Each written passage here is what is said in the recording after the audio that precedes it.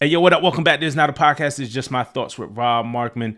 TDE did it again. I know we talk about TDE a lot, but TDE has done it again. The label's definitely having an incredible moment right now. Kendrick Lamar, who of course started his career at TDE, is on an incredible historic run. Something like we've never seen from a rapper. I think something that we're going to look back 20 years from now and just kind of marvel at what this run has been. He's co-headlining a tour with SZA, also TDE. Technically, TDE's top dog now is SZA. Doechii is a Grammy winner. Her music is reaching new heights on the Billboard every week. She's kind of like entering new ground for herself, and her star is just rising every day, right? So you got those three right now heavy in the conversation. And while the label and their extended family are, achieving commercial success, right? TDE just dropped another dope ass rap album. How much sales equivalent, stream equivalents will this one earn? I don't know. What will the Billboard chart positioning be on this album? I don't know. But what I do know is that it's dope as hell. I'm talking about Vaughn's The Good, The Bad, The Dollar Menu. He's from Long Beach, California. He's been signed to TDE since 2020, 2021-ish. Around that time, the album features J-Rock. It features Isaiah Rashad. It features Samara Sin. It features La Russell. But it's deeply personal. It's not even about the features. The features are dope, but it's so deeply personal. There aren't many producers that I'm familiar with on this album. There's not names that like, strike out to me right away. But the production is perfect. The production is great. It's like the perfect beats, the perfect canvas for Vaughn to tell his story. So I'm gonna admit, I've heard Vaughn before. I've listened to Vaughn before, but this is the first time I've personally heard him, like capital Heard. Like I've heard him before, but nah, like with this project, I heard him. Like I heard you. Always knew he could rap. Right, that wasn't in question. Last year he dropped Problems with Pusha T. If y'all remember that, it was over the same Charmel song that RZA sampled and made hip hop famous when he created the beat for Cream. So as soon as we heard that, it drew like just comparisons to Wu-Tang and Cream. So that song was called Problems. It was with Pusha T. Dope record. And, he was rapping some real shit on there. Then last year, he also dropped his Watch the Party Die freestyle. Kendrick dropped Watch the Party Die, and Vaughn went and did a freestyle right over it. It was like, okay, this is dope. Earlier this year, he did Crash Out Heritage, which was his response to Joey Badass's The Ruler's Back, the whole, too much West Coast D-licking, and then a bunch of West Coast artists just got on task and said, nah, we're going to respond to Joey, or we're going to give our side of this. So Vaughn was a part of that with Crash Out Heritage. Crash Out Heritage was, of course, over the Kendrick Lamar Heart Part 6 beat. And, it's like, oh, shit, yeah, Vaughn could rap. Like, I don't think anybody was denying that, right? Now we got this full project, and it's like, okay, Vaughn is a full person. He's a real person. Vaughn got a story to tell. Yes, and he can rap. You know what I'm saying? Again, this is just me. I understand that some folks may have been all the way up to speed on Vaughn earlier than this. I know that there are people who have seen the vision earlier than this. But after I heard this project, The Good, The Bad, The Dollar Menu, after I heard it on last Friday, this is what took me from like, oh, knowing he can rhyme and him like, oh, okay, when I hear a song, I click on it and I'm just expecting dope raps, to respecting that he could rap. And oh, by the way, I'm a fan. Oh, by the way, I'm interested in his story now. Like I'm all the way pulled in, and I'm interested in his perspective. So the overview of the album is really just Vaughn telling his story. And the theme of food is a recurring theme here, right? The good, the bad, the dollar menu, or lack of food, or just the food that you can afford. It's not like there's metaphors on here or similes about like, fancy steak dinners and stuff like that. Like literally the dollar menu, like the most affordable food out there. Kind of reminds me of Kendrick Lamar EP. To me, Schoolboy Q's Habit and Contradictions. To me, not in terms of sound, but for me, I'm speaking for me personally. Those were the projects that was the project that made me a K-Dot fan. That was the project that made me a Schoolboy Q fan, respectively, where I felt like invested into their stories and what they were saying and who they were, not just as like wordsmiths, right? But like as people, as artists. Feels defining in that way. And I think TDE has a dope history of helping their artists release or encouraging their artists to release, or if it's just by happenstance, like, you know, those kind of albums that really, really draw you in and tell a story, and get fans invested in you beyond just your talent. That was, to me, that's how I took it. Your entry points for any one of these artists may be different. You know what I'm saying? So want to talk about a couple of songs. Flat Shasta is a conversation with his mother. It's almost like an intervention. His mom is an addict, and Vaughn is explaining to her all of the hurt that her addiction caused. You know what I'm saying? Lyrics like, "Mama, I used to watch you scam and sell dope, but as of now, I don't know what to tell folks when they ask me about you. Know it's been a couple of months since we done spoke, so I try to break the tension with a joke." You know what I'm saying? And then, you know, he says, it's just like his story, right? So right away, he sets up what type of woman his mother is, and their relationship, and maybe how estranged they are now, right? And then he says, you push seven of us out by the age of 25. I don't see you when I look in your eyes. I'm looking for Aisha. I'm looking for the woman that's inside. Just let me know when she arrives. Mouth full of pills in front of us, could have died. You know, just the things that he's seen as a kid, right? Like the yearning for his mother to get well and get better. And then something like, "Mama, if you hear me, then I'm still your son. Even when the darkness come, I won't run. I pray one day that you'll find your way back and that your Shasta never goes flat." Shasta is soda, right? For those who don't know, it's a value brand. It's more affordable than Coke or Pepsi, you know what I'm saying? And growing up, when you know, times are hard and you got to make decisions, it's like, oh, you get that Coke and Pepsi, or you get the Shasta, which is a little cheaper. You know, you'll get more for your money. Any kid who grew up with parents as addicts, I feel like this hits you right in the gut. I grew up seeing my dad struggle during the time. I used to go to NA meetings with him while he was young, and my dad is all the way good now, thankfully, thank God. But I seen his struggles, you know what I'm saying? And while my story isn't this exact story, like hearing this like brought me back. You know what I mean? So dope, powerful song. And throughout the whole album, Ray is telling his story and the story of people around him. You know what I'm saying? And I feel like it'll be relatable to a lot of people. On the intro, Flocka's Remorse, you know, it got Ray talking about how he's just trying to pay his bills and take care of his kids, like literally just trying to survive. He says, "Had to pawn what I could sell and what I had. Now all my dreams feel distant. When the luck this bad. My car broke down this past week and I've been sleeping in it. Then I broke down talking to my mom and said, I need a minute. Phone disconnected. God then went AWOL.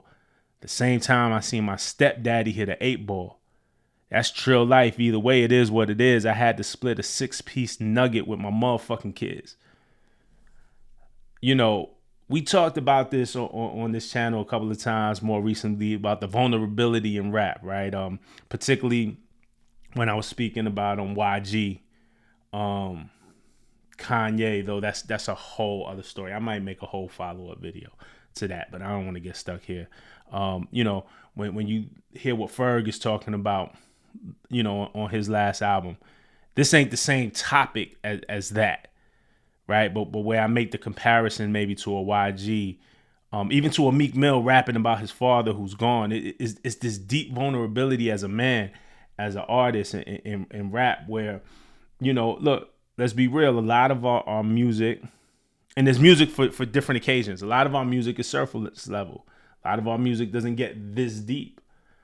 But, you know, when you're in the club, you might not want to hear that. When you're chilling with a girl or riding in your car, chilling with a girl, you might not want to hear that. So different music for different things. But going back to Ray Vaughn, it's this level of vulnerability as a man. Our self-worth as men is determined by our ability to provide for others, particularly our families, right? For our kids. You know, it's the real measure of a man, at least in my eyes. There may be other measures of a man for sure, but man, you got to provide. You got to take care of home if no one else will. You know what I'm saying? And it's our job first and foremost. The imagery of had to split a 6-piece nugget with my motherfucking kids is heartbreaking.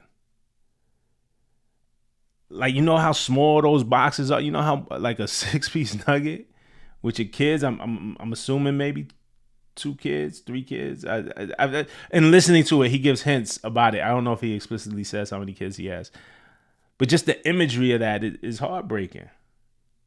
And it sets the stage for what he's going through, and it sets the stage for his character. This is the intro. This isn't right there in the intro.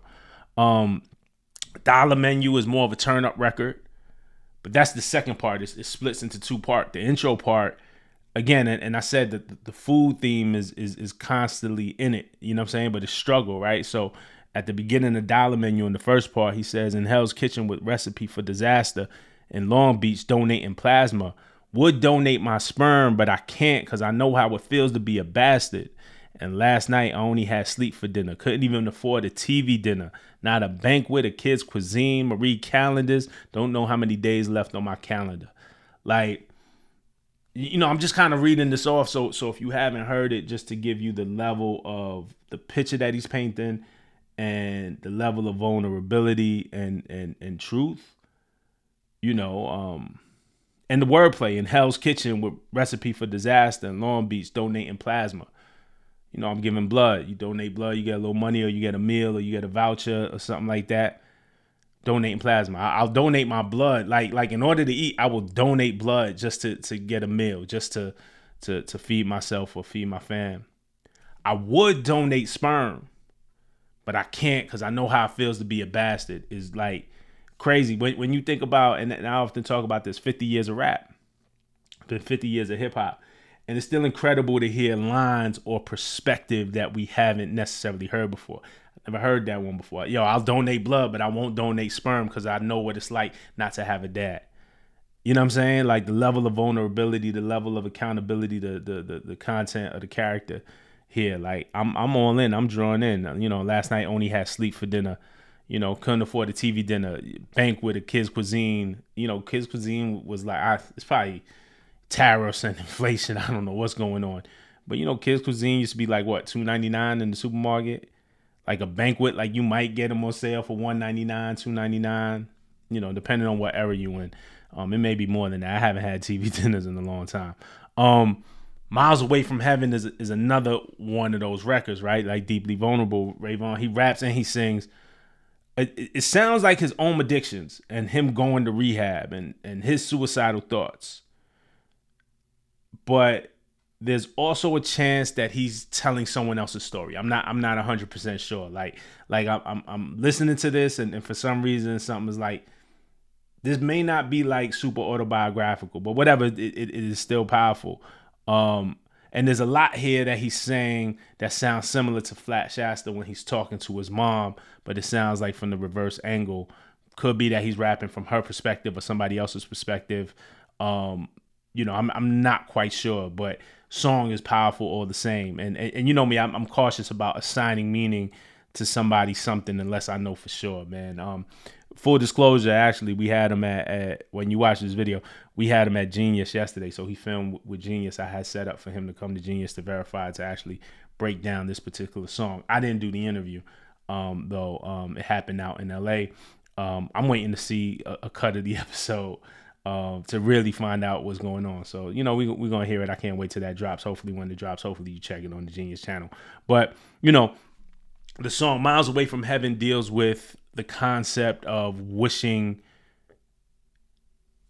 you could be close to heaven, like close to salvation. You know what I'm saying? Like, and so he just starts off, I know depression. I met her and fell in love. Fuck a hug. I found a best friend with the drugs.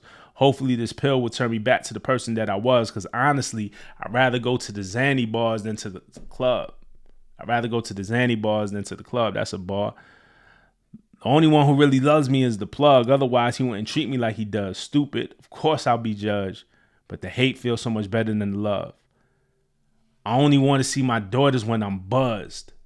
Let me sip this drink. Like, that's crazy. Again, that level of, and whether he's telling his story or somebody else's, that you know, I said before, right? The measure of a man is you know, how we take care of our own, especially when you're a father. And it's tough, man. It is tough. There's pressure, and don't cry for men. I'm not saying this, but no, there is a pressure of having to get out there in the world and make it happen, not just for yourself, but for your kids, for your lady, for you know what I'm saying? Like, it's pressure there, man, for real. So then to admit I only want to see my daughters when I'm buzzed, like the difficulties of being a father, that don't excuse it. Some fucked up shit to say. It's some fucked up shit to say. It's some fucked up shit to feel. But it's a reality for a lot. A lot of men can't face the pressures of fatherhood for whatever reason. Be it generational curses, be it just their own issues. It's always mostly your own issue. You know what I'm saying? It's not the kids. You know what I'm saying? The kids are born into this world innocent. But I don't want to go there. But I only want to see my daughters when I'm buzzed is a fucked up thing to say. And it's a fucked up truth. But it's a truth that a lot of people go through nonetheless. So I think being able to spit that out in the lyric is powerful because it forces people to actually confront that very difficult truth. And then maybe through that, you go through some healing, right? Suburban Kids is the one that closes out the album. I'm not going through every record, but it, starts so like it's a real strong album close. I mean, you got the choir vibes, and then Vaughn again is just rapping that shit. Sometimes a family lives inside the crack house, electric off, telling CPS it's a blackout. Child Protective Services. A slave mentality, the reason why we lashed out, and ugly curved by bitches that I asked out. See, at this time, I started out piling up my trauma with dirty clothes. Slurry flows, praying that my wrist can get McFlurry froze. I fucked that up. He makes it sound a lot better. So it's just like, again, painting that picture. Another lyric. My whole family been struggling with addiction. Was quiet as a kid. They see me now and be like, damn, you a musician? Scared to help them out because it might turn into a subscription. My whole family been struggling with addiction. I know a lot of people could relate. He has another verse. Yeah, look, Pornhub stuck on the browser. Del Taco, 8 an hour. Section 8, reusing vouchers, turned into a Debbie Downer. I could smell a rainy day. I done had 3 baby showers. Baby mama died in childbirth, and I'm scared to think about her. Again, how much is this is autobiographical? Or is this storytelling from what's going on around them? I don't know. We'll have to wait to see and hear him talk about it, right? But man, it is a powerful album, man. It drew me in, and maybe it's just me. I don't think it's just me. I think this is gonna resonate with a lot of people. But just kind of going through, particularly the addiction part, seeing it at a young age, and seeing how he paints that picture, man, it's powerful. And again, I told you at the beginning, I can't tell you where it's gonna chart. I can't tell you what it's gonna sell or stream. But this shit is dope. So if you checked it out, let me know what you think. If you haven't checked it out, I recommend it. It's Vaughn, The Good, The Bad, The Dollar Menu. And yeah, that's it. Hit me in the comments. Let me know what's up. And I'll hit you right back. All right? Peace.